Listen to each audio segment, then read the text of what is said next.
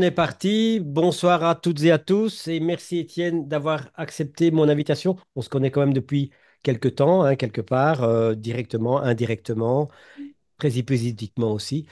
Je me souviens en tout cas d'avoir été fort intéressé par ce que tu avais proposé et j'avoue humblement que j'ai oublié beaucoup parce que ton bouquin est en bonne place dans ma bibliothèque, mais parmi trop de livres. Ça, c'est toujours l'éternel problème.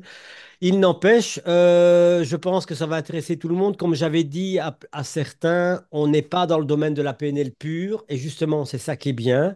Parce que pour moi, ce qui est intéressant, c'est que les participants et ceux qui regardent en replay puissent faire jeter les ponts eux-mêmes. Ce sont des grands garçons, des grandes filles.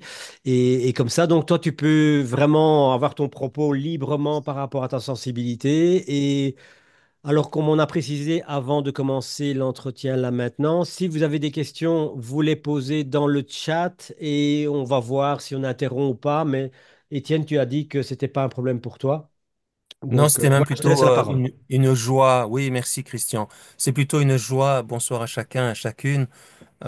C'est une joie pour moi que vous soyez vraiment participants, parce que nous pouvons, je ne suis pas en train de parler pour moi là, donc je suis vraiment à votre service et à partir de vos questions, de vos préoccupations, je vais être certainement bien meilleur qu'une présentation générale, parce que ce que j'ai préparé, c'est vraiment le squelette de la méthode. Mais la chair de la méthode, je peux la donner à partir des interactions et des situations, des questions, des objections que vous auriez.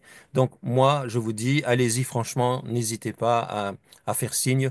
Je quitterai la présentation des diapos, des slides si nécessaire, et on y retournera de manière souple et conviviale.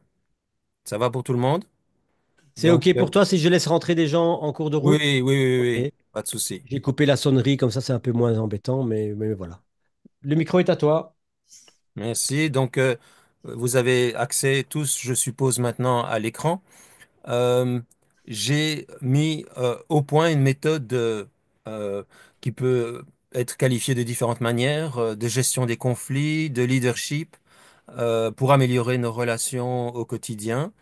Euh, je l'ai mise au point depuis 25 ans et je l'ai toujours améliorée. Alors, excusez-moi, là maintenant je constate que j'aurais besoin Non, c'est bon. Donc, j'ai créé une méthode qui s'appelle la méthode critère. Et autour de moi, se sont multipliés des animateurs capables de diffuser cette méthode, des animateurs que j'ai formés sur plusieurs années et qui sont regroupés dans une association qui s'appelle Communic Action, Communic Actions. Et cette méthode, je l'ai travaillée d'abord il y a 25 ans à l'île Maurice, en plein océan Indien. Et comme je suis né en Afrique et que j'ai grandi là-bas, je prends beaucoup de mon temps à, je réserve beaucoup de mon temps à aller dans les différents pays d'Afrique pour apporter ces différentes ressources, ces différents outils. Ici, il y a des kyrielles de consultants. Là-bas, il n'y en a pratiquement pas. Là où je vais, il y en a même pas un seul, dans des zones de guerre. Et donc, la méthode critère a été publiée dans un livre, parce que j'ai été chercheur et je suis professeur à l'université aussi. Et donc, c'est aux presses universitaires de Louvain, j'habite à Louvain-la-Neuve, que cette méthode a été publiée. Et c'est un parcours d'abord, un parcours de transformation qui se fait en 10 étapes. Euh, Ici, je vais vous donner rapidement l'essentiel en vous invitant vraiment à venir avec des situations parce que ça nous permettra de vraiment travailler dans le concret. La première étape, c'est vraiment de comprendre que pour moi, il y a trois mondes très différents qui nécessitent chacun des remèdes très différents. Dans les relations humaines, on peut rencontrer des conflits à cause de flou ou de manque d'organisation du groupe. La place, la fonction, le pouvoir, la gestion du pouvoir, les arbitraires, les injustices. Cette première planète est absolument différente de la planète des vécus. Dès qu'il y a des êtres humains, il y a des conflits, il y a des divergences, et même à l'intérieur d'un seul être humain, il peut y avoir conflit. Il suffit qu'une part de moi désire ceci et une autre cela pour qu'il y ait besoin d'un dialogue intérieur. Je fais une petite parenthèse. Ça, c'était un langage IFS, Internal Family System. Et je suis thérapeute IFS, je suis formateur IFS. Ça fait 15 ans que je travaille l'IFS. C'est pour moi la plus belle des approches qui soit, hein, dans tout coaching et dans toute thérapie. L'IFS est bon pour les deux. Donc, deuxième planète, le monde subjectif des vécus de chacun, avec tous les manques des uns et des autres. Troisième planète, incontournable, c'est le monde de la compétition, de la rivalité, avec le réflexe spontané de chacun, dès qu'il y a pénurie, chacun aura tendance à jouer cavalier seul. C'est assez dramatique parce que les études montrent très clairement que le scénario de coopération win-win va permettre d'augmenter le gâteau et d'obtenir un résultat final qui va profiter davantage à tout le monde. Et donc, il y a accompagné les réflexes contre-productifs des gens pour qu'ils arrivent à créer les conditions d'un processus gagnant-gagnant qui leur permettra d'obtenir davantage les uns et les autres. Donc, trois mondes qui peuvent provoquer des problèmes, trois compétences qui peuvent les résoudre. À des structures déficientes, il s'agira d'apporter davantage de cadres et de règles du jeu, améliorer le cadre de droit. Lorsqu'il y a des vécus difficiles, il s'agira d'utiliser l'outil de la communication vraie, vraie au sens de sincère, au sens d'authentique. Et quand il y a des intérêts divergents, il s'agira d'appliquer un processus dit win-win, c'est de la négociation efficace. Voilà les trois grandes compétences que j'apprends, que j'enseigne dans ce parcours de formation. Un mot rapide sur ces trois compétences pour montrer à quel point elles sont différentes. Si je vous pose la question de la communication vraie, qu'est-ce qui lui permet d'avancer? Quel est le carburant qui permet à la communication vraie d'avancer? C'est l'empathie, c'est la bienveillance. On peut le décliner de mille manières, l'accueil inconditionnel de chacun, la générosité, la bonté, la gratuité, euh, la curiosité. Cette énergie qui permet aux personnes de pouvoir vraiment se comprendre. L'étape de la communication vraie, c'est l'étape où il s'agit de se comprendre, à ne pas mélanger, à ne pas confondre avec l'étape de l'objectivation, qui sera l'étape de cadre de droit, et encore moins à confondre avec l'étape de la décision, qui se trouve dans ce processus de négociation efficace, c'est-à-dire simplement tomber d'accord. Donc, quand il s'agit de comprendre quelqu'un, je vais enlever toutes mes casquettes d'autorité, je vais enlever tous mes titres, parce qu'il s'agit, pour un être humain, de comprendre un autre être humain. C'est une affaire de connexion, c'est une affaire euh, de capacité d'aller rejoindre l'autre dans le cœur de son cœur, dans ses tripes. Alors, j'ai une Donc, question pour toi oui, par rapport à ça. Ce que j'entends là, c'est j'entends comprendre, c'est-à-dire une attention à l'autre avec une certaine qualité d'écoute, etc. Bien sûr, j'imagine que c'est évident pour toi que c'est dans les deux sens, c'est-à-dire l'expression de soi est aussi importante. Tu peux en dire oui, un tout à mot fait. sur... Et à franchement te parler, quand tu formules les choses, moi, spontanément, je dis, l'enjeu, c'est d'abord que moi-même, je sois un bon capitaine à l'intérieur de moi, de telle manière qu'un dialogue intérieur se fasse. C'est-à-dire qu'avant de me tourner vers l'autre, à l'extérieur de moi, et de communiquer avec l'autre, il s'agit d'abord que moi-même, je sois au clair avec moi-même. Autrement dit, ce processus d'empathie, il ne s'agit pas d'attendre que l'autre me l'offre, parce que je serai très dépendant de l'autre. Il s'agit de moi-même apprendre à avoir, à pratiquer cette empathie avec moi-même et pour moi, l'IFS m'a apporté d'énormes progrès. Avant, je maîtrisais très bien la CNV. J'ai enseigné la CNV pendant des années, dans les années 90 et 2000. Et je parlais d'être un bon compagnon avec soi-même, ce qui est une formule à la Jacques Salomé, d'auto-empathie. Et en fait, l'IFS m'a apporté une toute autre dimension qui est de vraiment pouvoir faire l'expérience qu'il y a une instance en moi qui est vraiment capable d'établir le contact avec les autres, de tendre la main, d'être relié. Et cette instance, c'est le capitaine tel que je l'appelle, ou le chef d'équipe, ou le chef d'orchestre à l'intérieur de moi. C'est le self, dit-on en IFS. Et de pouvoir petit à petit déployer cette présence à chaque part de moi. Donc s'il y a une colère en moi, bien, c'est une part de moi qui est en colère, et c'est tout différent de parler à partir de cette part en colère, depuis cette part en colère, ou d'avoir tellement bien accueilli cette part en colère que je puisse parler pour elle auprès des autres. Donc, avant même de parler de la relation avec les autres et de vérifier que ça va dans les deux sens, l'enjeu, c'est que je puisse, à l'intérieur de moi, prendre soin de ce qui a besoin d'accueil. Et plus je pourrai développer cette force tranquille à l'intérieur de moi, moins je dépendrai des autres. En tous les cas, pour ce qui concerne ce registre d'empathie. Je n'ai pas besoin des autres pour être reconnu, pour être respecté au niveau de la communication vraie. C'est une opération qui relève entièrement de ma compétence. Moins quelqu'un a découvert cela, plus il sera à l'extérieur en train de revendiquer que les autres le reconnaissent, que les autres le respectent.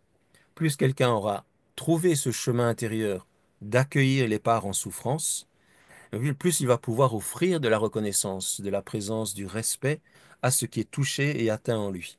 Donc c'est quand même là que se jouent les plus belles transformations dans nos blocages, dans nos difficultés humaines. C'est là que ça se joue essentiellement, dans cette communication vraie, et j'ose dire, à l'intérieur de moi avant toute chose. Si je Et suis pour, vraiment en bonne communication à l'intérieur de moi, je prendrai les bonnes actions. C'est d'où vient le nom communique, action. Si et je c'est suis donc vraiment en bonne communication. un processus qui est à la limite un double processus, dans un sens et dans l'autre. Être capable d'écouter, m'écouter, et c'est en permanence, puisqu'en fin de compte, une phrase d'une personne va générer un état émotionnel, Tout à et, fait. etc., quoi. Tout à fait. Ceci dit, lorsqu'on a vraiment affaire à des négociations difficiles ou à des conflits, c'est vraiment important d'avoir préparé l'entretien avec l'autre pour ne pas être la girouette, le fétu de paille qui va dépendre de ce que l'autre va amener, de ce que l'autre va Mhm. faire. Si l'autre vient avec plein de tactiques, de techniques, bottes secrètes pour essayer de déstabiliser, l'enjeu c'est que moi je sois au clair avec moi-même, que j'ai préparé cette rencontre, que je sache ce qui est important pour moi, mes fondements, mes motivations, mes intentions positives, mes besoins, et que je sache jusqu'où j'irai dans la discussion pour prendre soin de mon bout de la relation, mais aussi du bout de la relation de l'autre. La rencontre avec l'autre, c'est finalement le moment où je vais vraiment écouter l'autre, parce que j'aurais pris du temps pour m'écouter. Maintenant, tu Mhm. as raison de dire qu'il y a quand même une interaction et que ce que chacun amène peut devenir un cercle vertueux quand il y a réellement un processus partagé de collaboration. Mais c'est pas dans tous les cas. Il y a des situations où l'autre ne vient pas avec un désir de collaboration. Les plus subtiles et les plus vicieuses des situations, c'est le cas où il montre des gages de collaboration, où il fait semblant de vouloir un processus fair, honnête, loyal, alors qu'en fait, non, il va manipuler par en bas, par coup bas. Mais tout ça va pouvoir être géré. L'enjeu, c'est d'avoir les trois compétences. Donc, ça va, je continue pour poser Yes, les autres merci. compétences. En fait, Merci, ouais. dans la communication vraie, ça marche d'autant mieux qu'il n'y a pas de jeu de pouvoir, euh, de rapport de force. S'il y a jeu de pouvoir et rapport de force, la communication vraie sera entravée.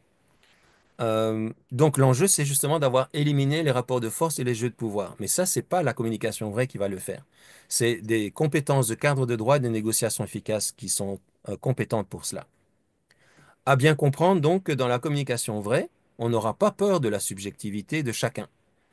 Ça ne pose aucun problème. Que tu me dises que mon pull est rouge ou vert, si tu le vois vert ou tu le vois rouge, c'est ta perception et on est dans le monde de la subjectivité au niveau des besoins, des valeurs, du respect, de la perception du respect de chacun.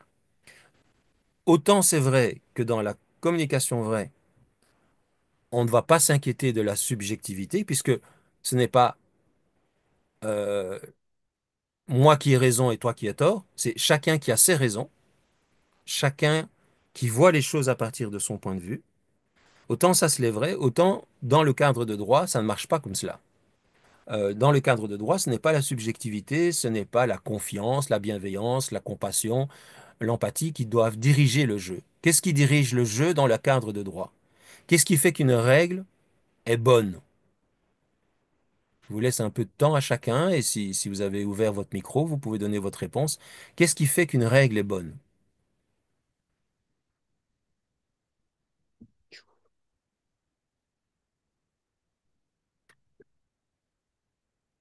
Bon, déjà décidé par la bonne personne ou par la bonne autorité? Alors, ce sont des éléments. Et alors, aujourd'hui, dans notre monde assez sociocratique, on aura plutôt tendance à dire que plus les gens sont impliqués dans le processus, mieux c'est. Plus il y a d'acteurs impliqués, mieux c'est. Plutôt que, un truc autocratique ou aristocratique ou plutocratique. Mais plus on va faire un processus qui implique l'ensemble des membres, plus la règle sera bonne, sera respectée, sera... Oui. Mais à la racine, qu'est-ce qui fait qu'un cadre de droit est bien posé? Pas l'empathie, pas la confiance, pas le respect des personnes. C'est un respect d'un autre type. C'est le respect du droit. Qu'est-ce que ça veut dire, ça? C'est le respect de ce qui est juste. Une règle est bonne quand elle est juste. Alors vous me direz, ouais, on n'a pas beaucoup avancé, ça veut dire quoi juste? Eh ben, on a quand même avancé parce que la justice, c'est quelque chose qui traverse la conscience des êtres humains. Les gens sont capables de dire ça, c'est juste. Je ne vais pas rentrer ici dans des considérations philosophiques, ce que je pourrais, puisque je suis aussi diplômé en philosophie, euh, et j'ai plusieurs doctorats, mais je vais me contenter de ce que le cadre de droit fonctionne d'autant mieux qu'il n'est pas personnalisé. Qu'il n'est pas personnalisé. Prenons un exemple tout simple. Un gendarme m'arrête au bord de la route et je roulais 20 km au-dessus de la vitesse maximum autorisée. Est-ce que vous pourriez mettre en mots le problème? Est-ce que c'est un problème entre le gendarme et moi? Non. Est-ce que c'est un problème entre la loi et moi? Enlever les personnes. Dans le cadre de droit, ne faites apparaître en aucune manière les individus. Pour pouvoir avoir une règle qui est juste, on doit vivre un processus normatif, législatif, que le groupe doit assumer et pas les individus. Quand le policier m'arrête au bord de la route, ce n'est pas un problème entre les personnes, c'est un problème entre la loi et, quel est le mot important ici? Le fait, On peut parler du fait, mais soyez plus précis. l'observation. On est dans la bonne direction, fait observation, mais il y a bien quelque chose qui s'est passé, non? Donc, comment on appelle ça? La justice, elle juge, Infraction. elle juge des... Infraction. Oui, mais l'infraction est déjà une manière Faute. abstraite.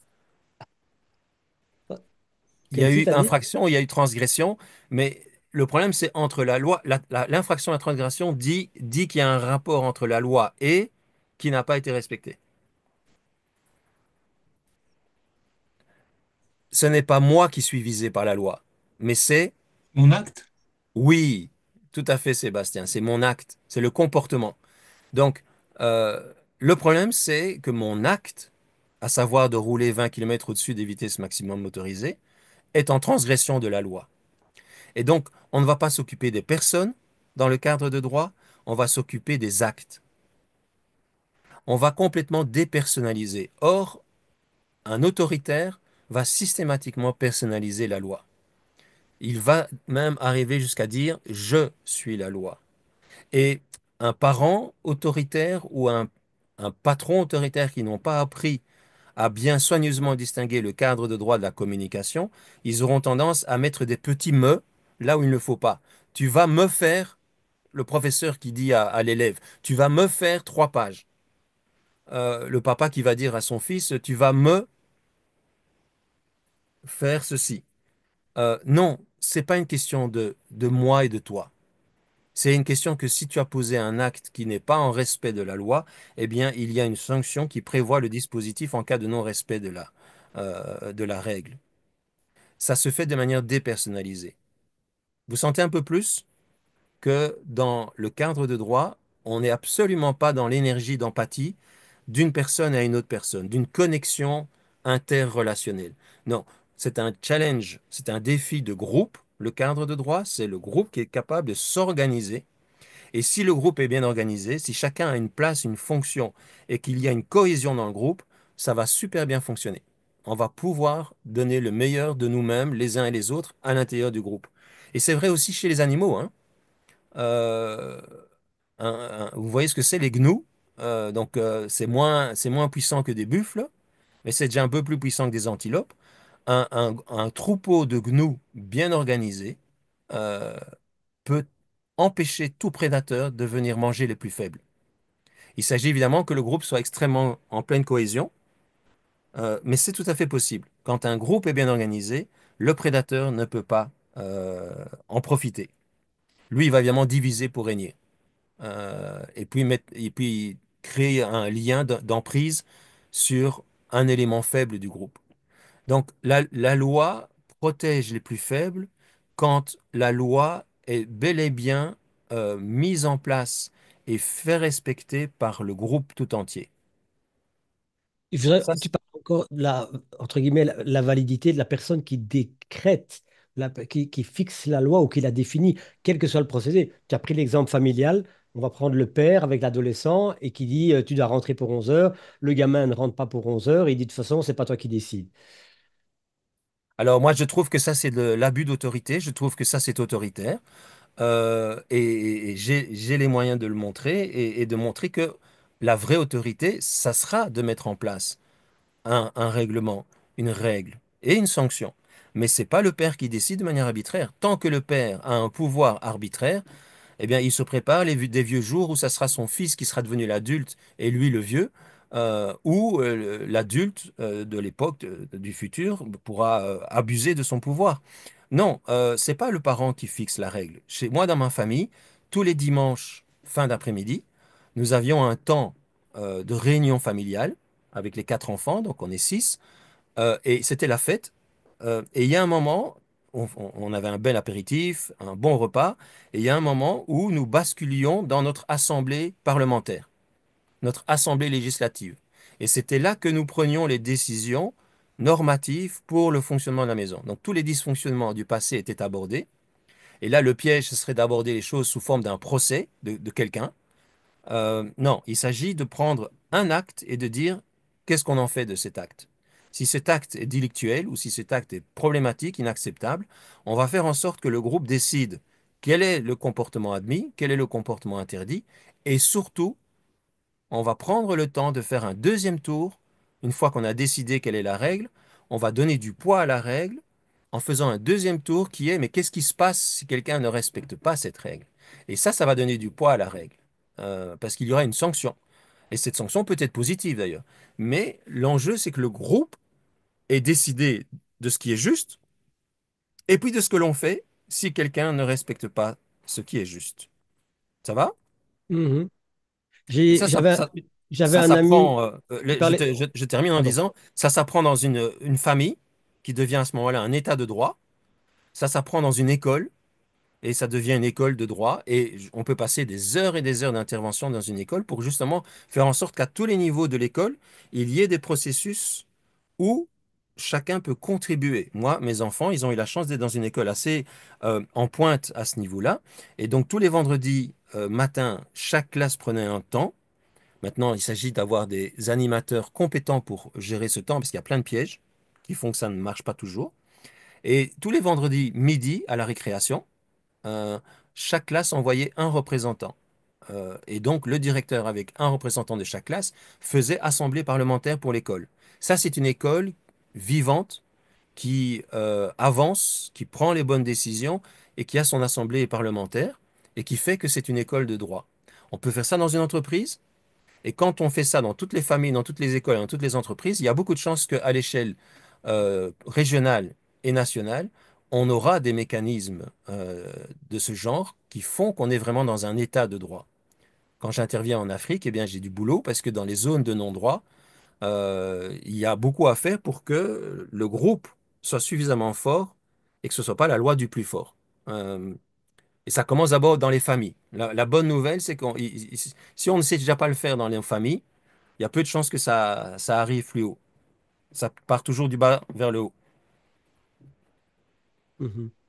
Ça, c'est la compétence cadre de droit, qui doit se faire à distance des affections, des affectivités, des subjectivités, des vécus, des rancœurs, des ressentiments des uns et des autres.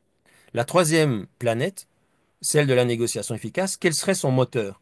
qu'est-ce qui est le carburant d'une bonne négociation? Les bons négociateurs, souvent des auto-entrepreneurs, qu'est-ce qu'ils ont comme compétences qui fait qu'ils sont bons là-dedans? Chacun peut essayer de répondre?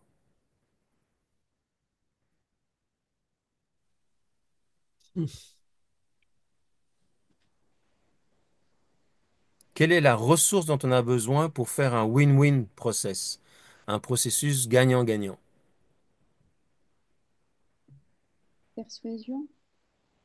Vous pouvez répéter, Kenzie? La persuasion. Ah, c'est Lina, Linda.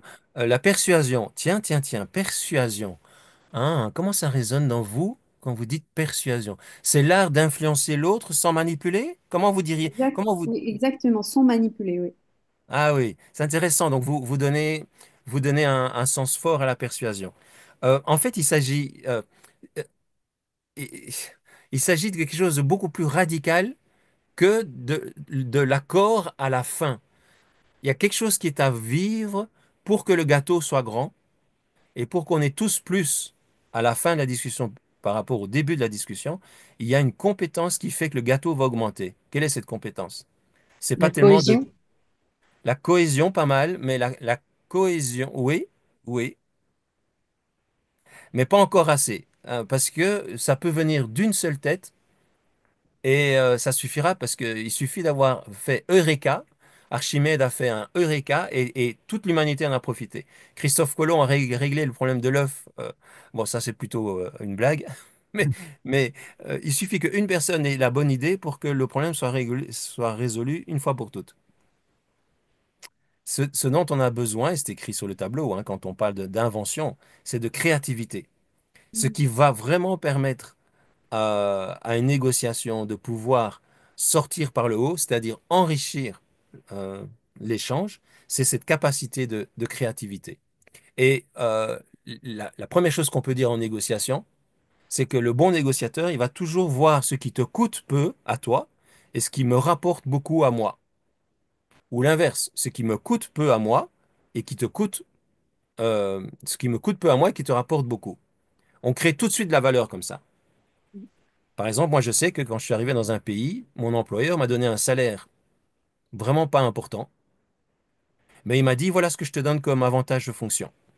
Si j'avais dû acheter moi-même la voiture dans ce pays, vu les taxes qui étaient sur les voitures d'importation, j'aurais payé 4 fois plus que la voiture que lui m'a donnée à partir de la société.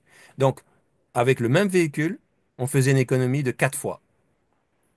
Et enfin, moi, j'aurais payé 4 fois plus que lui, et donc ça me coûtait 4 fois plus cher que lui. Donc, quand il m'a donné cette voiture, on faisait un win-win, tout simplement parce qu'on a été intelligent. S'il avait augmenté mon salaire, on aurait été très taxé. Par contre, s'il me donnait une voiture, on était au contraire moins taxé. Donc, il suffit simplement de qu'est-ce qui me coûte peu qui te rapporte beaucoup, qu'est-ce qui te coûte peu qui me rapporte beaucoup. Et hop, on crée de la valeur simplement dans notre tête, simplement en ayant l'idée, l'imagination de ah, ça va être intéressant. Par exemple, si moi je vous donne mon livre, ben, si vous l'achetez dans le commerce, c'est 26 euros. Mais moi, quand je vous le donne, ça ne me coûte pas 26 euros. Ça me coûte beaucoup moins. Parce que je suis le propre, enfin, j'ai négocié avec l'éditeur pour avoir un stock moi-même de livres. Donc, ça me coûte que le coût de l'impression. Donc, ce qui me coûte à moi ne te coûte pas de la même manière. Allons voir ce qui te coûte peu, qui me rapporte beaucoup, et ce qui me coûte peu, qui te rapporte beaucoup. Ça va? Là, ça, c'est la première base de la négociation. C'est comment créer de la valeur. Voilà, ça c'était les trois compétences. Et tout l'enjeu, c'est justement de distinguer les trois, euh, parce que on a tendance à les mélanger. Si vous, si vous avez un enfant qui a un désir, si vous avez un employé qui est sous le coup d'une émotion importante ou d'une frustration, par exemple, qui arrive en disant je veux une augmentation de salaire, et que vous le recadrez tout de suite de manière objective en disant allons voir ce que tu mérites, allons voir ce que tu as produit comme travail, vous êtes dans le cadre de droit. Alors qu'en fait, quand quelqu'un vient avec quelque chose de chaud, quelque chose d'émotionnel, avec un désir, avec un besoin de reconnaissance, etc., il s'agit d'abord de pratiquer de la communication vraie. Et a priori, en règle générale, toutes les relations humaines méritent de commencer par de la communication vraie. Il vaut mieux toujours donner l'hypothèse que la personne est en train d'essayer de dire quelque chose d'important pour elle. Si maintenant il y a des jeux de pouvoir, des rapports de force, on va s'en occuper, mais donner d'une main de l'empathie et on va gérer les jeux de pouvoir d'une autre main. La meilleure manière de pouvoir écouter quelqu'un avec empathie, c'est de poser une question qui va le rejoindre dans ses tripes. Est-ce important pour vous que? Est-ce important pour vous de? Ça, c'est de la communication non violente, hein. C'est aller écouter le besoin de l'autre. Euh, la communication vraie ouvre, permet la connexion. Euh, En anglais, on dit connect before correct. L'importance de la communication vraie. Maintenant, je connais des parents qui se tapent la tête contre les murs à force de vouloir être dans l'empathie, dans le respect de la personne, de l'enfant. Ils se tapent la tête contre les murs parce qu'il n'y a pas un cadre de droit qui met des limites, qui met clairement des bornes. Et tant que les parents vont expliquer avec beaucoup de patience et de douceur aux enfants que c'est pas bien ce qu'ils font, ils vont pas obtenir grand-chose. Il faut que chacun soit mis devant la responsabilité de son acte et que l'acte interdit coûte réellement plus cher que l'acte bon. Ça, c'est un processus cadre de droit. Vous voyez? Euh, il y a des personnes qui seront extrêmement développées du côté cadre de droit. Souvent, les professeurs, les enseignants sont hyper développés du côté des règles et des sanctions. Vous avez des publics, comme par exemple les chefs d'entreprise, qui sont très développés dans la négociation. Ils ont beaucoup de flexibilité, beaucoup de souplesse, beaucoup de créativité, au point même de contourner les lois et les règles de manière très subtile. Donc, en fonction du public, quand j'ai un public de dames qui n'ont pas d'activité à l'extérieur de la maison, souvent ce sont des personnes qui déploient beaucoup de compréhension, de bienveillance, et elles sont très bonnes en communication vraie. Eh bien, elles auront plutôt besoin de développer cadre de droit et négociation efficace. Tandis que des militaires, bah, ils auront surtout besoin, et des professeurs, sorry de les mettre dans le même sac, dans la même phrase en tous les cas, ils auront surtout besoin de développer de la communication vraie et de la négociation efficace. Enfin bref, chaque personne a besoin des trois, mais il y a dans ces trois-là certaines que je pratique mieux que d'autres. Et donc, la formation que je vais faire est holistique et va s'adapter vraiment à chacun dans ses besoins pour qu'il soit équilibré dans les trois. La première démarche, c'est de pouvoir soigneusement distinguer les aspects des problèmes que nous rencontrons dans la vie, parce que certains appellent de l'empathie, et ça c'est davantage ce qui concerne les personnes, dans ce qu'elles vivent, dans ce qu'elles portent à l'intérieur d'elles comme valeur. Ça c'est de la communication vraie. Mais il y a aussi des aspects qui demandent un processus normatif et législatif par lequel le groupe va améliorer le cadre et les règles du jeu. Ça, c'est le cadre de droit qui va s'en occuper. Et donc l'enjeu au début, c'est de bien distinguer ce qui nécessite un marteau comme le marteau de la justice et ce qui nécessite une pince qui va délicatement déverrouiller défaire les boulons rouillés de nos relations avec toutes les rancœurs, les ressentiments, etc. Et la négociation efficace, c'est davantage l'outil de, comme un tournevis qui va aller toujours plus loin dans la création de solutions optimum. Donc, on ne mélange pas, quand on a besoin d'un marteau, d'une pince ou d'un tournevis, on ne mélange pas parce que le tournevis ne pourra pas enfoncer le clou et ne pourra pas défaire le boulon euh, au- autant que l'inverse. Est-ce que ça devient un peu clair, le modèle en Mhm. général? Au début, on apprend vraiment à distinguer le moment de l'empathie, le moment de l'objectivation et le moment de la décision. Maintenant, c'est sûr que dans la réalité, les trois compétences sont utiles et l'enjeu, c'est d'apprendre à jongler avec les trois. Mais au début, il s'agit de vraiment soigneusement distinguer. Et même, je suis coach en entreprise et quand le cadre supérieur que je coach a un grand bureau, souvent, après mon coaching, la personne aura redisposé les lieux. Euh, il aura bien sûr un bureau sur lequel il travaille, mais souvent il a un côté salon avec des divans et il a une table ronde. Quand il veut vraiment comprendre quelqu'un, qui que ce soit, il va spontanément s'asseoir dans le fauteuil. Il va pas expliquer à la personne qu'il est en train de faire un moment de communication vrai, mais il prend bien soin que dans les fauteuils, il ne fait que de la communication vraie.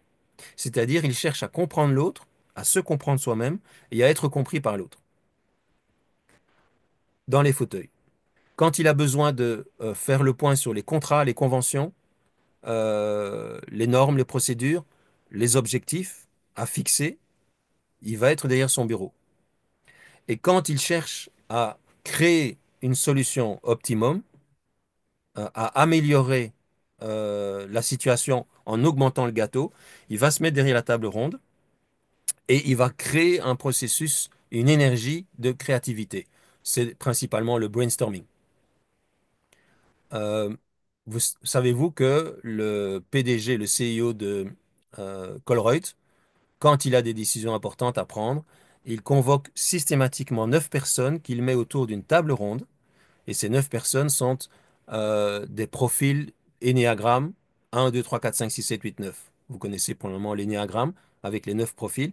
Eh bien, pour lui, avant de prendre une décision, il lance un processus d'écoute de chaque personne qui représente une base de l'énéagramme pour avoir un 360 degrés, pour avoir un maximum de souplesse et de flexibilité pour voir le problème de différents points de vue. C'est ça qui va permettre de dépasser les contraintes, les croyances limitantes, ce qui nous empêche, les obstacles qui nous empêchent de créer. Parce qu'on est retranché, on est enfermé dans des positions. Et donc l'enjeu pour la créativité, c'est de sortir de ces tranchées, de ces obstacles. Euh, il y a plusieurs techniques pour le faire. La première, c'est avoir une table ronde et respecter les règles du brainstorming. Ça va? Alors, le schéma là va devenir plus clair à travers tout un chemin qui est en fait les étapes que je parcours dans la formation. La méthode critère, c'est un acronyme pour 7 étapes. Donc, le C, c'est se mettre d'accord sur le cadre. Le R, se mettre d'accord sur les règles du jeu. C et R, ce sont vraiment les préalables à toute discussion. C'est se donner tout ce dont on a besoin pour que la discussion, le dialogue puisse se faire sans jeu de pouvoir. L'essentiel se joue dans le I, parce que c'est là qu'on va vraiment identifier les intérêts en présence, vraiment pouvoir aller chercher ce qui est le plus important chez la personne, et souvent ce n'est pas ce qu'elle va dire en premier, c'est à travers un processus de descente à l'intérieur de ses tripes qu'on va arriver à ses fondements. Donc c'est le I qui est le moment le plus important, et ça c'est de la communication vraie dans le processus critère. Le CR, c'est davantage le cadre de droit. Et le TER, c'est davantage la résolution de problèmes. Euh, on ouvre un espace-temps de qualité, un cadre, avec qui, quand et où j'ai abordé le problème. Le R, c'est éliminer tout ce qui va empêcher finalement ce dialogue où chacun peut être vraiment respecté comme interlocuteur. Et puis alors, on va aller à l'intérieur de chacun avec tout ce qu'il peut y avoir comme vécu, comme rancœur, comme ressentiment, euh, de toutes sortes. Et on va extraire de tous ces vécus ce qui compte vraiment pour chacun. Et on va repérer ça sous forme d'une sorte d'équation. Il nous faut résoudre le problème avec et. Il y a X, Y, Z, et il y a 3 éléments et nous devons les considérer, en prendre compte dans la solution qui sera trouvée. Donc, I, on se met d'accord sur la définition du problème. On ne se met pas d'accord sur la solution, on se met juste d'accord sur la définition du problème. Ah, nous devons trouver une solution qui va pleinement honorer et ceci et ceci. Et ça, ce sont les besoins des gens. Comment faire pour que et et? Comment faire pour que nous ayons ce besoin qui soit honoré et ce besoin qui soit honoré? Ça, c'est le I. Une fois on a obtenu la définition du problème sous forme simple, on va pouvoir passer à la résolution TER. T, c'est le brainstorming, c'est la quantité et pas la qualité qui compte. c'est s'affranchir de toutes les contraintes, c'est de la pensée latérale, c'est la créativité qui est au pouvoir, l'imagination au pouvoir. Et dans les règles du brainstorming, on est très attentif justement à ne pas entraver ce processus. Surtout ne pas faire de remarques les uns sur les autres. Ne pas critiquer les idées des autres. On peut rebondir dessus pour les améliorer, pour les modifier, mais on ne va pas les critiquer. On va accueillir et on va créer un processus chaud, comme des pétards qui sautent à la chaîne. Il y a quelque chose de chaud. Un feu, ça prend quand il y a de la chaleur. Euh, il y a quelque chose qui se met ensemble. Ça, c'est le T. Ensuite, on va pouvoir davantage revenir sur Terre. Le T, on peut carrément partir hors de toute contrainte. Par contre, le E, il s'agit quand même de tenir compte des réalités et d'évaluer dans toutes les idées qui ont été données les meilleures pour pouvoir encore aller plus loin avec elles. Et puis, on arrive à une décision et on évalue les résultats plus tard. Voilà, ça c'est rapidement dit la méthode critère. Là, je suis dans une présentation online. En séminaire, je ne fais pas ce genre d'exposé. Je fais des exercices. Et ce sont les exercices qui permettent aux gens de comprendre l'importance de chaque étape. Euh, je donne des situations, des études de cas où les gens vont devoir finalement réaliser que ben, la première étape, c'est de savoir avec qui je parle, quand et où, et puis de quoi on a besoin pour que ça se passe bien, le dialogue, et puis de mener ce dialogue, et puis finalement résoudre le problème qui a été défini. Ça va? C'est amusant dans le TERE de la phase de négociation. Pour ceux qui ont fait la PNL, ça évoque très fort la stratégie Disney qui commence par le rêveur, ensuite le faiseur, le réalisateur, et qui se termine par le critique qui évalue. On retrouve ça, on retrouve ces étapes-là. Super. Tu pourrais redire rêveur, faiseur? Donc oui, c'est ça. D'abord, on rêve avec Disney, on rêvait sur toutes les possibilités. Ensuite, on réalise, on crée. Je ne me souviens plus du terme. On fait quoi. Enfin, on regarde comment on va le faire concrètement. C'est l'ingénieur, quoi. C'est le boulot de Oui. l'ingénieur. Et on termine par le critique qui dit, ah, c'était bon, Ah c'est oui, pas bon, et qu'est-ce qu'on en fait, est-ce qu'il faut revoir? super. Ça va pour tout le monde? Donc maintenant, pour déployer tout ce processus, je passe par des étapes. Et le C de critères, en fait, corrige aussi un schéma qui est faux dans notre tête. Ce schéma est binaire. Est-ce que vous pourriez améliorer ce schéma? Il n'est pas binaire. On enferme les choses quand on n'a que deux termes, deux branches à l'alternative.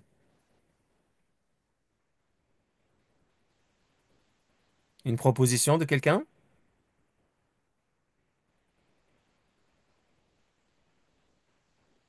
Il y a conflit caché, Oui. masqué, évité. Oui, moi je dis plutôt un conflit évité. Mhm. On tente d'éviter. Le Rwanda a tenté d'éviter un problème et ça lui a pété à la figure. Enfin, je suis désolé pour cet exemple raccourci. Je suis né au Rwanda, j'ai grandi au Rwanda, donc c'est mon pays natal. J'ai la nationalité. Donc, il y a le conflit évité qu'on cherche à éviter à droite. Il y a le conflit mal géré qui dérape dans des bagarres, de la violence, dans des rapports de force. Et puis, c'est surtout ça qui est intéressant. Il y a le conflit évité, le conflit mal géré, et puis le conflit,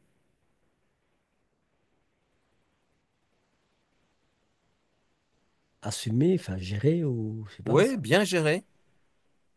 Mhm. On peut passer à trois termes. Quand il y a une divergence, il y a un certain réflexe qui nous amène à éviter la confrontation. Il y a moyen de vivre la confrontation. Et là, ce n'est pas nécessairement un scénario de violence et de rapport de force et de domination qui peut exister. Il peut y avoir aussi un conflit qui conduit à plus de vérité, à plus de relations, plus de respect, à une manière de nous comprendre davantage. Et donc, et bien sûr que le conflit, qui est la confrontation d'une divergence, peut se faire sans violence. Tout l'enjeu est dans cette barre que vous voyez qui s'ajoute là. Tout l'enjeu, c'est de savoir où passe cette ligne entre le conflit qui dérape et le conflit qui construit, le conflit qui fait avancer. Voilà, tout se résume par une ligne. Et j'ai fait 2 thèses de doctorat là-dessus, figurez-vous. L'art de vivre ensemble, ce n'est pas l'art de supprimer les conflits, c'est l'art de supprimer la violence dans nos conflits. Donc, si je reviens au schéma, l'art de vivre ensemble, ce n'est pas l'art de supprimer le milieu, c'est l'art de supprimer la colonne de gauche. Et la meilleure manière d'arriver à la colonne de gauche, c'est que la majorité de la population soit dans l'évitement du conflit. C'est la passivité de la majorité qui fait le lit de l'abus de pouvoir de certains. Autrement dit, conflit évité et conflit mal géré sont très fort reliés. Et tout l'enjeu, c'est justement de sortir de ces deux impasses. Et tout l'enjeu, c'est donc de remplir le milieu. Alors parmi nous, il y en a qui sont très impulsifs, qui ont aucun problème à oser dire quand il y a un problème, parfois à tort et à travers. C'est ça leur drame. Donc, bien sûr que c'est bon qu'ils osent le conflit avant qu'il ne dégénère en violence. Mais l'enjeu, c'est qu'ils le fassent au meilleur moment, au meilleur endroit et avec la bonne personne. Et donc, le premier outil qu'on donne dans le parcours, c'est vraiment la capacité pour les personnes qui réagissent à chaud, qui sont vraiment à démarrer au quart de tour, de leur donner la capacité de pouvoir faire stop et se poser ces trois questions. Est-ce que c'est le meilleur moment? Est-ce que c'est le meilleur endroit? Est-ce que c'est vraiment la bonne personne? Si je réponds non à une seule de ces questions, la sagesse et la force consistent à reporter l'entretien au meilleur moment, au meilleur endroit, avec la bonne personne. Et ça s'apprend. Maintenant, il y a parmi nous des gens qui sont excellents pour se maîtriser et pour ne pas éclater et pour ne pas parler à tort et à travers. Eux, ils savent éviter. Ils savent se taire. Ils savent se maîtriser. Ils sont spécialistes là-dedans parce que finalement, ils sont conditionnés depuis très longtemps. Dès qu'il y a un souci, ils vont plutôt se taire. Ils vont plutôt se mettre en sécurité. Et donc, eux, ils auront surtout besoin, ceux qui se trouvent avec le conflit évité la plupart du temps, ils ont surtout besoin d'un autre outil qui est avoir un espace et un moment privilégié et régulier de rencontre. Sinon, la barre est trop haute. Sinon, la marge d'escalier est trop haute. Et un responsable d'entreprise a la mission de créer les espaces et les moments réguliers qui permettent à chacun de pouvoir dire ce qui ne va pas à la bonne personne au bon moment, au bon endroit. Sinon, ça va être dit à la mauvaise personne, dans le dos de la bonne personne, parfois au pire des moments et parfois au pire des endroits. Donc, c'est la première compétence que l'on travaille dans le parcours, qui est la capacité que chacun puisse dire ce qu'il y a de difficile à dire. Et quand on a des biais hiérarchiques, quand on a des freins de tous ordres, il y a plein de freins dans une entreprise à ce qu'on se dise les choses sincèrement, eh bien, ça vaut vraiment la peine de créer ces espaces et ces moments de qualité où on peut vraiment vivre la sincérité, l'authenticité.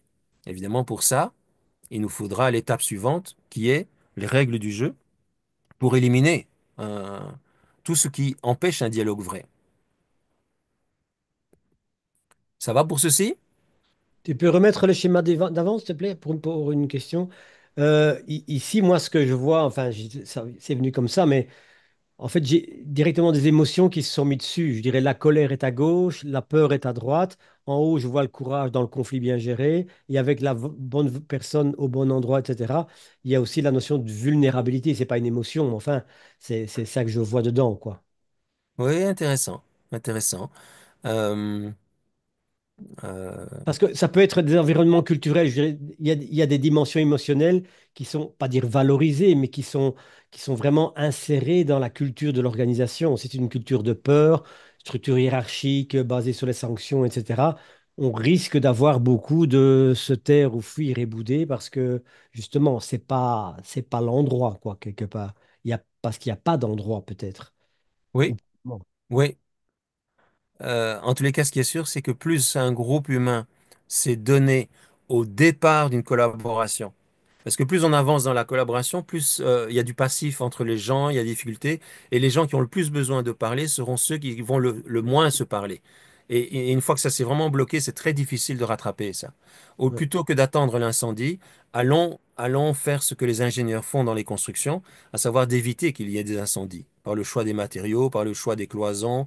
On peut minimiser le risque d'incendie. Et donc, une entreprise, une école, un groupe humain, une famille, s'ils n'ont pas des espaces et des moments réguliers à tous les niveaux du groupe, dans des one-to-one et dans des collectifs, eh bien, ils n'auront pas ce dont on a besoin pour pouvoir aborder paisiblement quand c'est étroit, quand c'est difficile entre nous. Donc, la Mhm. toute première compétence, c'est vraiment d'avoir ces espaces et ces moments de qualité. Ce que je vois aussi, c'est ce qu'on ne voit pas sous le schéma, c'est qu'en fait, on pourrait prendre une bandelette. Remets le précédent si tu veux bien. C'est que si je prends le slide et que je le recopie les deux côtés, c'est qu'en fait, si je me tais trop longtemps, si je fuis trop longtemps, je peux directement passer dans la violence. C'est ce que moi j'avais envie de faire comme commentaire quand tu parlais de la colère et de la peur, parce que tu sais, Ouais, ça se touche subtilement, hein. ouais. On peut voir que ceux qui sont en colère, en fait, ils ont peur. Il y a des chiens qui aboient, mais en fait, et ils se montrent très agressifs, les petits roquets qui sont agressifs, mais en fait, ils ont peur derrière. Et il y a des gens qui ont des colères rentrées euh, et qui sont cachés derrière les conflits évités. Bref. L'important, c'est l'outil. Et l'outil, c'est cette capacité à pouvoir régulièrement aborder les problèmes. Si tout va bien, le temps de rencontre sera très bref. Euh, si les choses se compliquent, le temps de rencontre sera plus long. Mais ce qui est sûr, c'est que s'il n'y a pas ces temps de rencontre placés de manière neutre au départ, eh bien, les gens vont avoir des rendez-vous manqués et avoir de plus en plus de difficultés à se parler. La plupart du temps, on fait appel à des spécialistes en entreprise enfin, à tous les niveaux hein, de l'entreprise. Moi, des hommes politiques de très haut niveau, y compris en Belgique, qui ont suivi cette session. C'est vrai au niveau des entreprises. J'ai donné cette session à des chefs d'entreprise très souvent, mais je l'ai donné aussi à des militaires, enfin à des publics très divers. Et c'est vrai dans toutes les collectivités. Si on n'a pas mis en place ces espaces et ces moments de qualité, on va en manquer cruellement et ça sera très difficile de les mettre en place quand il y a des gens qui se sont bloqués profondément. Donc c'est à faire avant. Euh, Combien de fois vous vous brossez les dents par année? Alors là, vous pourriez rigoler parce que par année, l'idéal, ce serait quelque chose comme 720 fois, d'après les études, tous les 12 heures. Mais bon, là, je ne suis pas pour vous donner un cours sur l'hygiène buccale. Je suis là pour vous inviter à avoir une hygiène relationnelle. Et l'hygiène relationnelle prévoit que nous ayons des temps de qualité fréquents, qui peuvent être courts. Dans un couple, par exemple, c'est quelques minutes par jour, c'est une, deux, 3 minutes par jour, c'est 1 heure, 2 heures par semaine, euh, ou un peu plus. C'est une journée par mois et c'est au moins 3 jours par an. Euh, voilà, ce sont des repères. Euh, et donc, à tous les niveaux de nos collectivités, nous ayons ces temps de qualité et que nous ayons de la créativité pour les nourrir, pour en faire des moments précieux. Et si tout va bien, on va célébrer que ça va bien, la joie d'être ensemble. Mais la plupart du temps, dans les entreprises, on a bien besoin de ces espaces et moments, pas pour résoudre les défis de productivité, pour travailler encore plus, mais pour vraiment revenir sur la manière dont le groupe fonctionne. Donc ça, c'est la première étape. On n'a plus peur. On peut être en désaccord sur tout si on s'est mis d'accord sur une seule chose, qui est ce que l'on fait en cas de désaccord. Pour moi, ça, c'est une très grande phrase, hein. On peut être en désaccord sur tout à condition qu'on s'est mis d'accord sur une seule chose, c'est qu'est-ce que l'on fait en cas de désaccord. Si ça a été mis sous forme d'une procédure, d'un processus, on va pouvoir construire, on va pouvoir s'écouter, on va pouvoir en tirer quelque chose de bon, on va pouvoir avancer. Ça, c'était donc le C de critère. Allons rapidement voir ce qu'est le R. En fait, les 3 colonnes que vous avez là, on va en faire 4. On va passer à 4 en jonglant avec 2 compétences, qui est le cadre de droit et la communication vraie. Parce qu'on ne peut pas apprendre à jongler avec 3 boules. Moi, j'ai appris à jongler. euh, Ça commence par 2 boules. Tu apprends à faire passer une boule d'une main à l'autre et de l'autre main à l'un. Donc, une fois que tu maîtrises bien le geste avec 2 boules, tu vas ajouter une troisième boule et tu vas t'en sortir. Donc, ici, je travaille le cadre de droit à la communication vraie. Alors, comment je m'y prends? Eh bien, j'invite les gens à se positionner dans leur manière d'être autorité, que ce soit dans la famille, que ce soit au travail. Souvent, on dit que bah, il y en a qui sont avec un profil sévère et il y en a qui sont avec un profil indulgent. En fait, la plupart des gens, ils se trouvent au milieu avec une tentative de chercher une juste dose entre fermeté et ouverture. Et ce que je montre, c'est que en fait, l'opération d'autorité ne se trouve jamais sur cette droite horizontale. Il s'agit en fait d'extraire la part de vérité de la sévérité et d'en extraire la part d'erreur. Et même chose avec l'indulgence. Et ça donne l'autorité est bonne et pertinente et on en a tous besoin quand elle respecte et fait respecter les règles du jeu. Par contre, l'autoritarisme abuse de sa position et personnalise, comme je disais tout à l'heure. Hein, quand je dis tu vas m'obéir, attention, hein, gare à toi, hein, si tu ne m'obéis pas, tu auras des représailles. Ça, c'est quelqu'un qui personnalise le pouvoir d'autorité à ses propres fins. L'enjeu, c'est d'exercer une autorité ferme, fermeté, sans aucune fermeture aux personnes. Si on regarde du côté indulgence, la part de vérité de l'indulgence, c'est la compréhension, c'est le respect du rythme de chacun, c'est respecter les personnes. C'est une compétence de compréhension, d'empathie, de bienveillance, de compassion. Et l'erreur des personnes qui sont indulgentes, c'est quand elles laissent l'autre tirer profit de ces tactiques de pouvoir.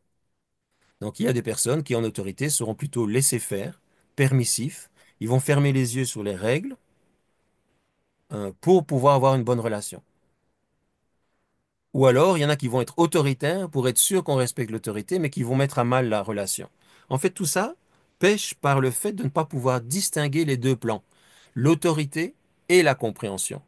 L'enjeu, c'est d'éliminer tous les gestes et toutes les paroles que j'ai en pouvoir sur l'autre, colonne 1, ou tous les gestes et toutes les paroles que j'ai dans lesquels l'autre prend le pouvoir sur moi. Donc, la colonne 1, c'est le pouvoir sur l'autre, colonne 4, c'est le pouvoir sous l'autre. La colonne 2, c'est le pouvoir pour faire respecter la loi. Et ça s'apprend de faire respecter la loi quand il y a des règles et des sanctions qui sont bien posées. Et la compétence compréhension, c'est le pouvoir avec. Donc pouvoir sur, pouvoir pour, pouvoir avec, pouvoir sous.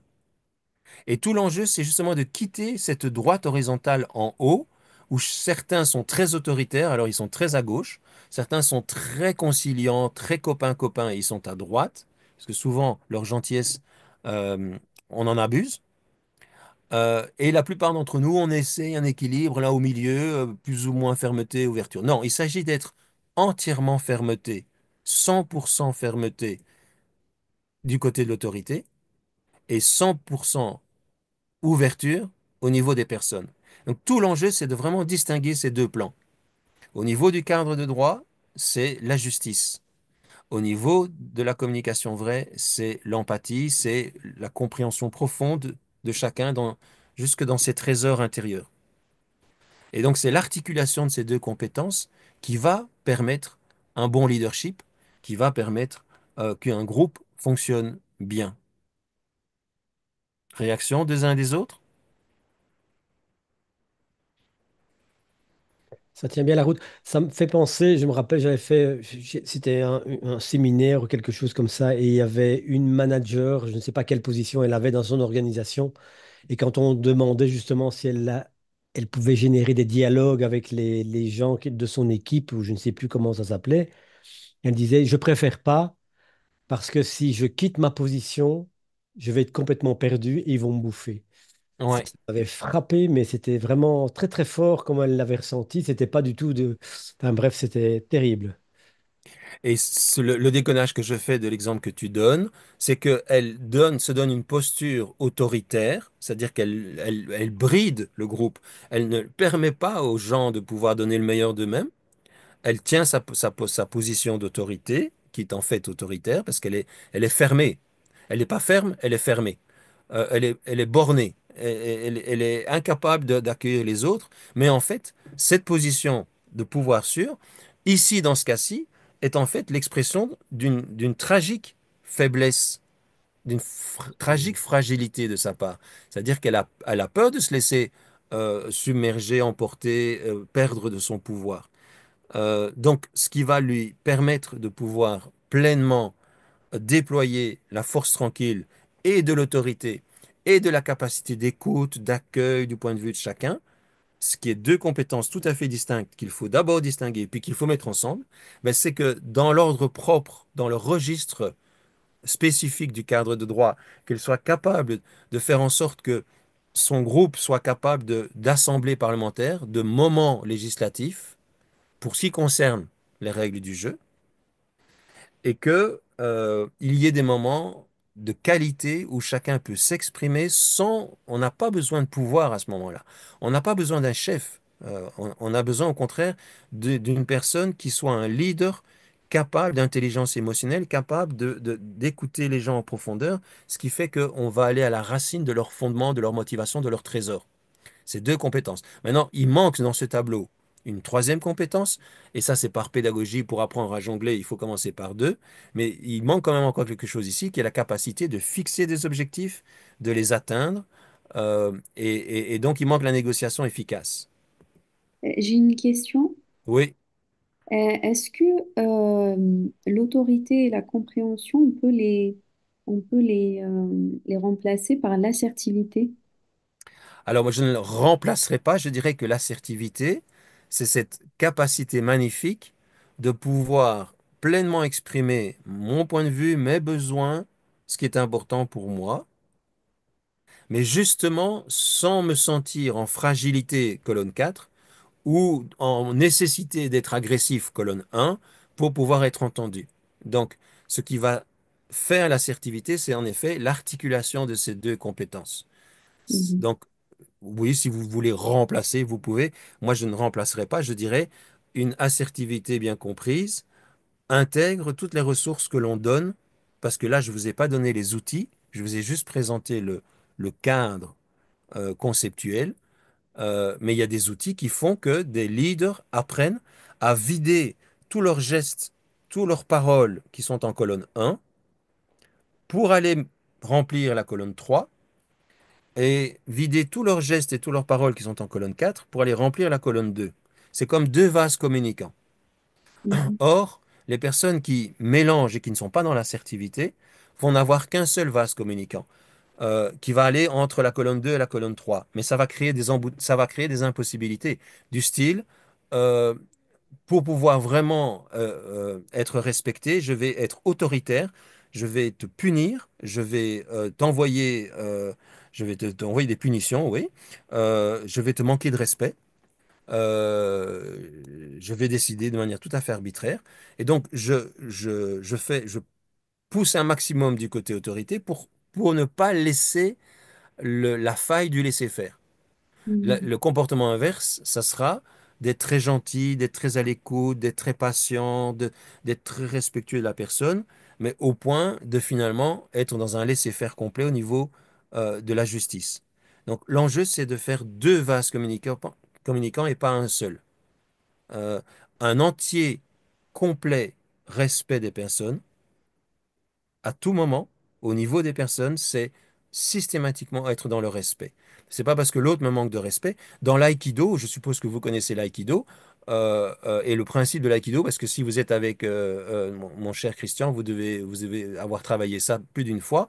Mais donc, c'est pas parce que l'autre me manque de respect que je vais lui manquer de respect. Mhm. L'enjeu, c'est que je vais à la fois être capable du respect de la personne, mais aussi d'empêcher le jeu de pouvoir d'en tirer profit. Je vais empêcher la personne de tirer profit de son jeu de pouvoir. C'est une double compétence. Et en fait, à vrai dire, il y a trois compétences d'après ma méthode. Est-ce que ça va, Linda, par rapport à l'assertivité? Vous vouliez partager quelque chose? Non, non, c'est parfait. Et après, je me dis, peut-être c'est un outil qui peut être très, très utile à Trump. Ah, ah. Oui, oui, oui, oui. Mais pour que nous soyons capables de faire face à cette situation, et pas seulement de Trump, mais de toute l'Amérique, allons nous-mêmes approfondir nos ressources et nos Oui. capacités. et voyons comment nos propres pays ne sont pas en danger à ce niveau-là. Commençons déjà par notre propre pays. Notre propre pays n'a toujours pas de gouvernement. Nous, ça nous inquiète pas trop. Les Français étaient paniqués il y a déjà 2 mois de ne pas l'avoir. Bon, ils l'ont eu, mais on n'est pas sans danger nous-mêmes de tomber hein, dans ces travers. Tu as prononcé le mot pouvoir. Où le positionnes-tu dans ton schéma? J'imagine qu'il n'a pas sa place, mais Si, mais ça dépend ce qu'on entend par pouvoir. Si c'est un pouvoir sur l'autre, je le ouais. mets en colonne 1, c'est écrit. J'exerce un pouvoir sur.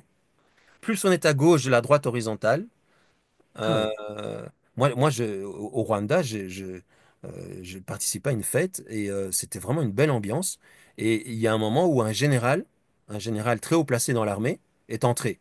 Mais je vous assure que on entendait voler une mouche. Et ce type était petit de taille.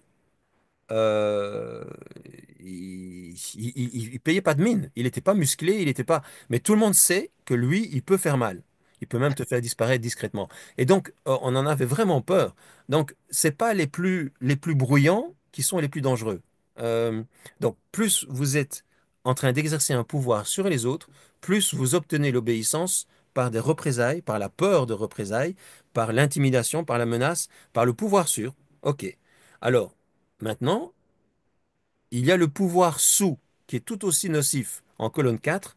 Là, je subis en fait le pouvoir des autres. Je suis gentil et du coup, ça permet aux autres de prendre un pouvoir sur moi.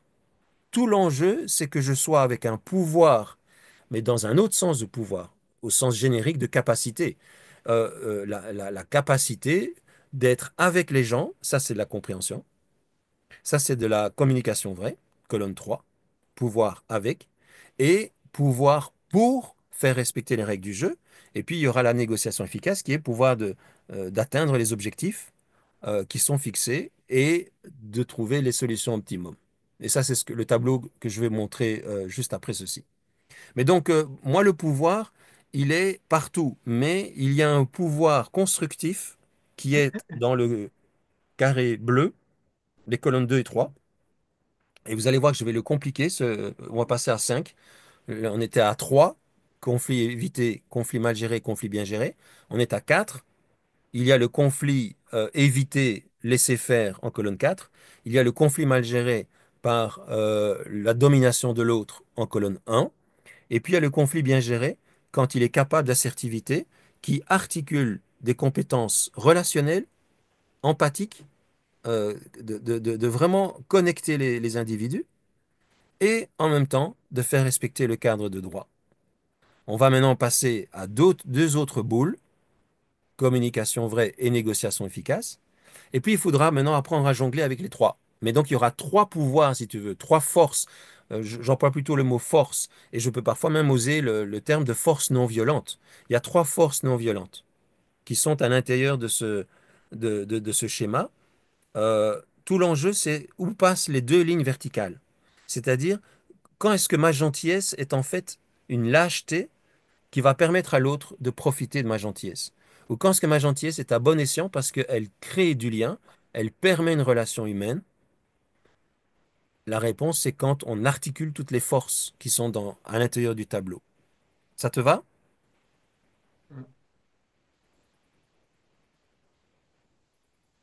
OK.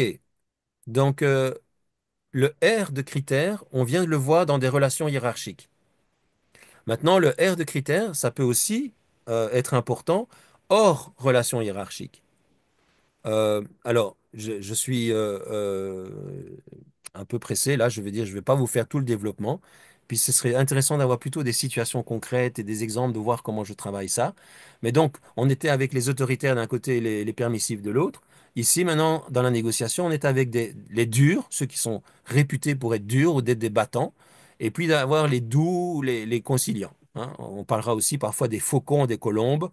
Si on regarde par en bas, c'est les révolutionnaires, les pacifistes. Tout ça, c'est un faux dilemme. Il n'y a pas à trouver sa position sur cette droite. Il y a à extraire complètement de l'attitude dure la force d'un négociateur. La colonne 2, c'est être capable de savoir quels sont mes besoins, avec quoi je viens, je me prépare à la rencontre, je vais écouter les besoins de l'autre et on va faire la meilleure solution possible. Ça, c'est une force des négociateurs. Par contre, il y a des gens qui croient obtenir plus à sacrifier la relation pour obtenir davantage. Hein, je me souviens que j'étais sur une speedway, c'est pas tout à fait une autoroute, à l'île Maurice, et il y a une camionnette et une petite voiture qui se sont touchées. Pour moi, c'était tort partagé parce que il y en a un qui n'a pas mis son clignotant, il y en a un qui changeait de bande, enfin bref, peu importe. Les deux voitures s'arrêtent. De la camionnette, il se fait que c'est un homme super baraqué qui sort et très agressif. Il tombe sur la petite dame qui était dans la petite voiture. Il se fait que c'est une petite dame. Désolé pour les stéréotypes, les clichés, mais c'était vraiment la caricature des deux logiques.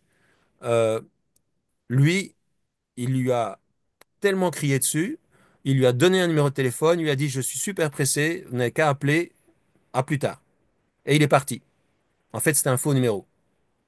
Et elle était tellement... Donc lui, il était en colonne 1. Peu importe la relation, l'enjeu, c'est de gagner. Et elle était tellement avec le critère de réussite d'une bonne discussion, de relation, de politesse, de respect des personnes, elle était tellement avec ça qu'elle n'a pas du tout pensé faire un constat à l'amiable, appeler la police, prendre note de la plaque. Elle n'a rien fait de tout ça. Elle a été complètement démolie parce que cet homme lui manquait de respect. Et tout ce qu'elle a réussi à dire, c'est, Monsieur, nous pouvons nous parler avec respect, non? Son critère de réussite est colonne 3, avoir une bonne relation. Le problème, c'est que quand vous voulez à tout prix préserver la relation et que vous n'êtes pas capable de prendre soin des intérêts, bah, vous risquez de vous faire avoir. Et l'inverse est vrai aussi, quand vous voulez gagner à tout prix en sacrifiant la relation, eh bien en fait, vous allez peut-être faire affaire une fois, mais vous n'allez pas faire long feu comme dans votre relation de clientèle, hein. Si vous manipulez quelqu'un et que vous le trompez, vous allez peut-être l'avoir une fois, mais pas deux. Une fois qu'il aura compris qu'il s'est fait avoir. L'enjeu, c'est justement de concilier les deux compétences. À la fois de la communication, c'est-à-dire être capable d'une bonne relation, et à la fois être très ferme sur la capacité de créer une solution la meilleure possible qui me permet de gagner. Et je sais que la meilleure manière de gagner, c'est de veiller à ce que toi aussi tu avances, que tu gagnes quelque chose. Ce sont ces deux compétences qu'on articule. Je vous écoute. Avez-vous des questions, des objections, Hmm. des témoignages, des exemples?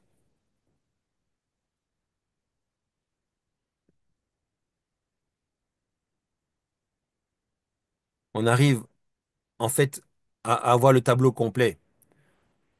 Il y a le pouvoir sur l'autre qui est contre-productif. À plus ou moins long terme, c'est facile de le montrer. Plus on va vers le long terme, plus c'est facile de le montrer. Il y a le pouvoir subi où on est sous l'autre. Et puis, il y a cette capacité de mobiliser ces trois forces constructives du droit. La communication vraie, c'est des affaires de psychologie et de spiritualité.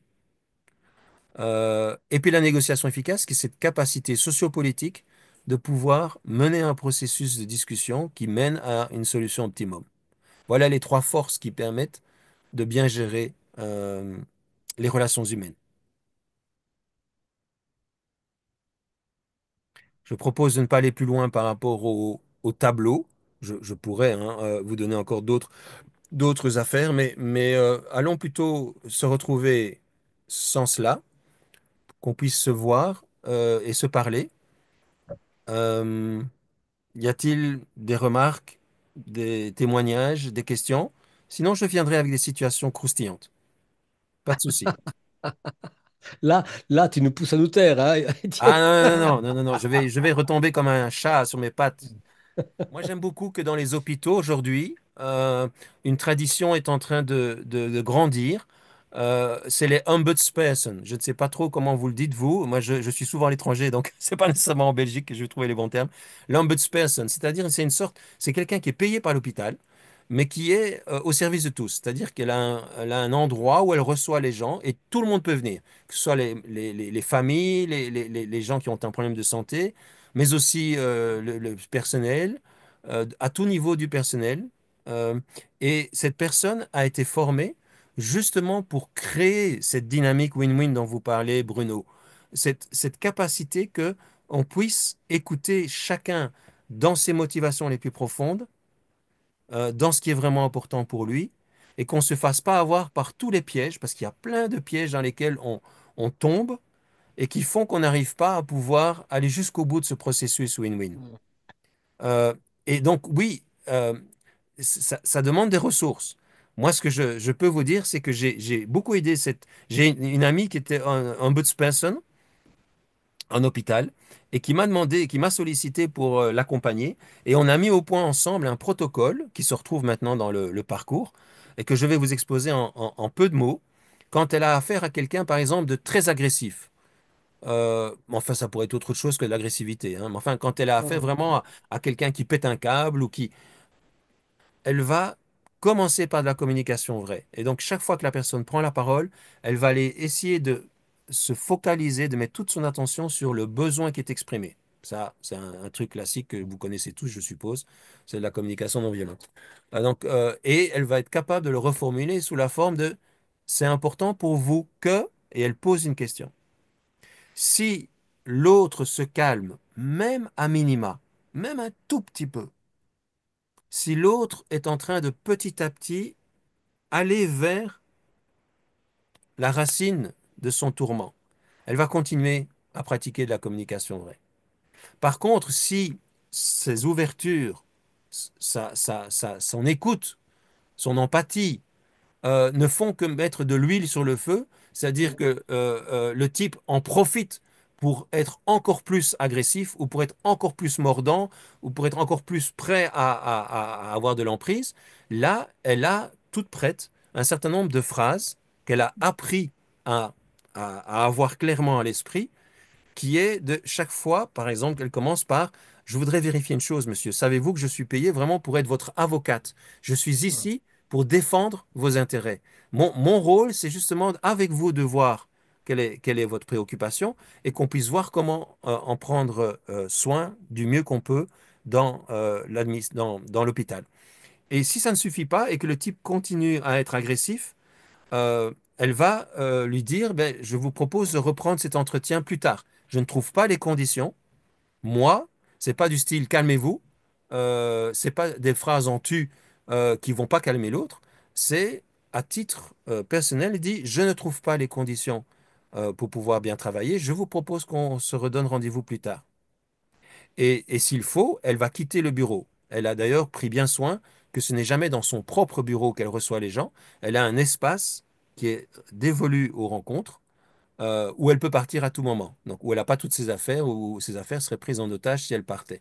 Donc, elle a une série de, de relances qui permettent à la personne de choisir.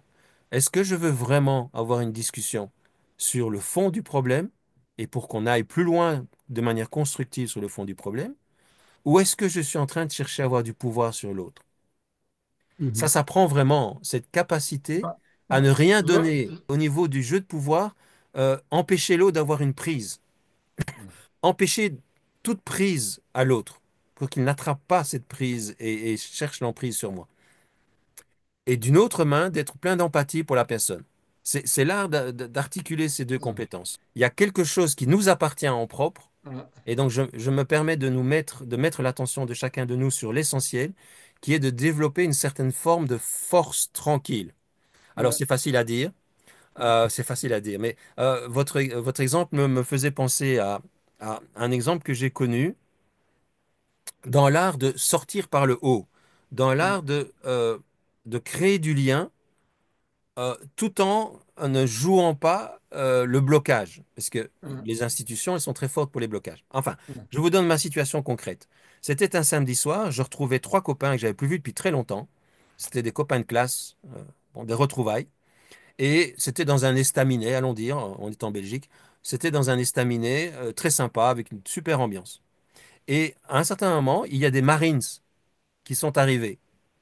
Et on voyait très clairement que, oui, il y en a un qui doit partir, Sébastien qui part. Euh, Donc, on voyait très clairement qu'ils étaient là pour chercher la bagarre. Mais vraiment, ils avaient besoin de tirer leur nerf, comme on dit en créole mauricien. Ils provoquaient tout le monde. Ils attendaient qu'une chose, c'est que quelqu'un réagisse et c'était parti pour la castagne. Et qu'est-ce que vous feriez à ma place? Parce qu'en plus, il est venu à notre table et il est venu nous insulter. Il est venu nous provoquer. Il est venu nous faire des remarques vraiment déplacées. Euh, Comment vous allez réagir? Quelque part, vous lui laissez la place, vous perdez votre temps à quatre, vous étiez à quatre en train de boire un verre, vous démissionnez, vous cédez. Mais enfin, je comprends l'intention qui est de calmer le jeu. Ceci Moi, dit, je vois plutôt ça, l'humour. ça peut faire exactement le contraire, hein. Alors toi, tu ferais de l'humour. Christian, tu Un proposes certain de l'humour. humour. Et en parallèle à ça, par rapport à ça, j'avais été contacté par des groupes dans le nord de la France après mes formations, etc. Et ils avaient des gros problèmes avec des gens d'extrême droite qui étaient très agressifs, insultants, Ouais, menaçants. Mais ouais. sur Twitter, alors, Dieu sait si Twitter c'est un réservoir de violence, etc. Et on était encore à 150 caractères ou 149 caractères. Donc il n'y avait pas d'espace pour la nuance. Et en fait, à un moment donné, j'ai repris ça parce qu'il m'a demandé, tiens, comment tu ferais avec ta pratique, etc. Et en fait, j'ai fait la stratégie que j'ai fait, bon, elle n'est pas nécessairement adaptée celle-ci, c'était, le première chose, c'était mettre un petit peu de provocation, ça simplement pour vérifier que c'était un humain et pas un robot. Parce que souvent, il y a des robots qui répondent et là, tu perds ton temps face à des Ouais. agressifs. Une fois que je savais que c'était un humain, à ce moment-là, je trouvais une phrase ou je cherchais une phrase qui touchait quelque chose de personnel. Je suis sûr, par exemple, malgré les insultes, etc., je suis sûr que vous avez des amis et que peut-être on pourrait être amis si on était voisins et qu'on se connaîtrait et que vous avez une femme ou des enfants, enfin, quelque chose qui les touchait personnellement et ça, en général, ça faisait la brèche qui permettait d'échanger. Et à la fin de l'échange, 140 caractères à la fois, on arrivait à véritablement être dans un état de compréhension complète pour la situation que vivait la personne. C'était absolument passionnant. On venait de menaces et d'insultes à des choses qui étaient beaucoup plus rationnelles, simplement parce qu'il y avait cette petite dimension émotionnelle. C'était la phrase du style, je suis sûr que vous avez des copains et que probablement, si on se connaissait, on serait copains. Magnifique, magnifique. Alors, je te donne le décodage que moi je fais de l'exemple que tu apportes. L'humour est extrêmement pertinent quand il s'agit d'empêcher un jeu de pouvoir d'avoir de l'effet. Par contre, l'humour est extrêmement mal placé quand il s'agit d'écouter quelqu'un qui dramatiquement dit quelque chose, peut-être de très agressif ou de très violent, mais derrière lequel il y a du vécu. Et ça a été un peu vite ce que je viens de dire. Mais donc, Ouais. quand en fait il s'agit d'avoir de l'empathie, il faut surtout pas faire de l'humour. Par contre, quand il s'agit d'empêcher un jeu de pouvoir d'obtenir quelque chose, l'humour est excellent. C'est pas toujours évident, hein, de pouvoir manier. Il s'agit de pouvoir. Moi, ce que j'ai fait concrètement dans cette situation-là, c'est que j'ai réfléchi à l'intérieur de moi, qu'est-ce que je peux faire qui va nous faire sortir par le haut de cette situation où je ne vais pas attaquer, donc ne développer aucune force contre celui qui vient me chercher. Aucun pouvoir contre. Lui n'attendait qu'une chose, c'est que je déploie des forces contre et que j'aille sur le plan physique. Si j'avais été sur le plan physique, j'étais mort parce que je faisais vraiment pas le poids. Et c'est son métier, lui. C'est tous les jours qu'il s'entraîne. Moi, pas du tout. Moi, je m'entraîne à un autre niveau. Et donc, j'ai réfléchi en me disant, c'est la créativité, je me suis dit, qu'est-ce que je peux faire qui va nous permettre de débloquer la situation par en haut? Et donc, il va aller chercher notre humanité pour consonner avec ce que tu as proposé, Christian. Et j'ai en fait lancé une chanson bien de chez nous. Elle avait des potés. Et je savais même pas trop la chanter et tout, mais c'est pas grave. Et j'ai invité mes camarades à enchaîner. Et finalement, c'est tous les staminais qui l'a pris. Et on a entraîné les GIs, les Marines, dans notre ronde très folklorique et très de chez nous, avec notre langue, notre patois de chez nous. Et, et finalement, ça s'est terminé dans les bras l'un de l'autre. Et assez musclé, mais il n'y a pas eu la bagarre. C'est tout l'art de pouvoir prendre une initiative qui est dans un autre registre que le registre de l'autre. Formidable. La petite gaïole, ça c'est quand même pas mal à refiler, hein. Oui. Écoute, Étienne, si tu as peut-être encore un cas éventuellement à nous soumettre, mais parce que je vois qu'on est Mais arrivé oui, c'est déjà l'heure, hein. à la limite, Moi, à l'heure, et la loi punit leur l'heure, hein, toi qui aimes les normes. moi, je veux bien être attentif à respecter l'heure parce qu'il ne faut pas plus. On n'aura jamais, de toute façon, épuisé Non, c'est toutes les questions et tous les sujets. Ce qui serait quand même super, c'est que, parce que certaines n'ont rien dit, comme Quincy, comme Camilla, ce serait quand même super de vous entendre juste un petit mot et ça me permettra peut-être d'aller un peu plus loin quelque part. Quincy, Euh, je trouve ça vraiment très intéressant parce que ça vient, forcément, on vient s'identifier, hein. Quand il y a les quatre cases, les quatre colonnes, on vient s'identifier. Et donc, ça permet de poser les choses et de voir comment on peut, ce qu'on peut modifier pour essayer de rentrer en deux et trois. c'est ça, c'est ça, Euh, et justement, sur l'exemple que tu as donné avec les GI, euh,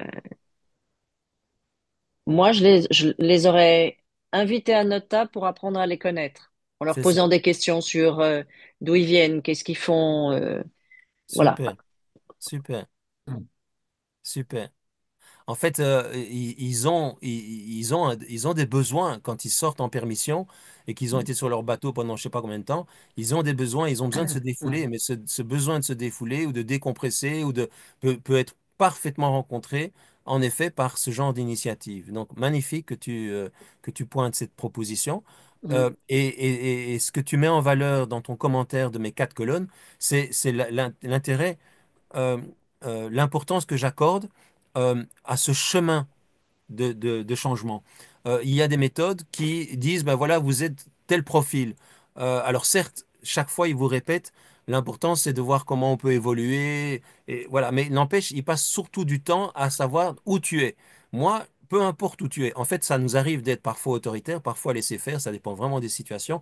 Et c'est pas tellement ça la question. La question, c'est quand il y a de l'autoritaire, comment on fait pour passer dans de la vraie compréhension avec de l'autorité. Donc, merci pour ton commentaire qui honore le plus important, à savoir qu'en fait, c'est un chemin de transformation qui nous est proposé et tous les outils sont au service de ce chemin-là.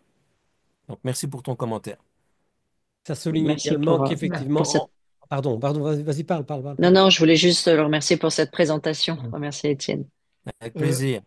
Ben, vous pouvez aller sur mon site, hein, Mhm. etiennechaume.site. Vous allez sur les outils, comment est-ce que ça s'appelle encore? Les publications de fonds. Et vous avez toute l'introduction gratuite et toute la conclusion, table et des matières du livre La méthode critère. Donc ça, dès à présent sur le site etiennechaume.site, publication de fonds, vous téléchargez l'introduction et la conclusion et la table de matière, vous aurez déjà un certain nombre d'éléments. Ensuite, vous allez taper dans la rubrique méthode critères, dans les onglets de droite, là, et vous allez trouver toute une série de posts. Bon, il y a un peu de tout, il y a beaucoup d'humour, il y a beaucoup de jeux de mots, mais quand c'est méthode critères, d'habitude, c'est aussi quand même méthode critères. Donc, vous aurez des ressources supplémentaires gratuites en allant là. Merci beaucoup d'avoir participé. Merci infiniment, Étienne, pour ce petit rappel. J'avais oublié que c'était si bien, mais je le savais. C'est pour ça que j'ai été recontacté. Il y a énormément de matière. J'imagine qu'il y a encore plein de choses qui sont en dessous que tu peux pas partager en 1h30, notamment tes fameux outils qui permettent de passer de l'un à l'autre et comment faire et gérer, etc. Mais c'est ça, le but de ce genre de truc, c'est nous mettre en appétit, hein. Tout Nous à mettre fait. en appétit et nous donner envie d'aller plus loin. Je ne peux que conseiller son bouquin. En plus, il est bien écrit. Merci Et beaucoup. une certaine petite frustration de ne pas avoir vu Camilla, mais je comprends très bien, je respecte. Et je vous salue, ceux que j'ai pas vus, ceux avec qui j'ai pas parlé. Ciao, Bye. Merci. ciao. Merci, Ciao. merci.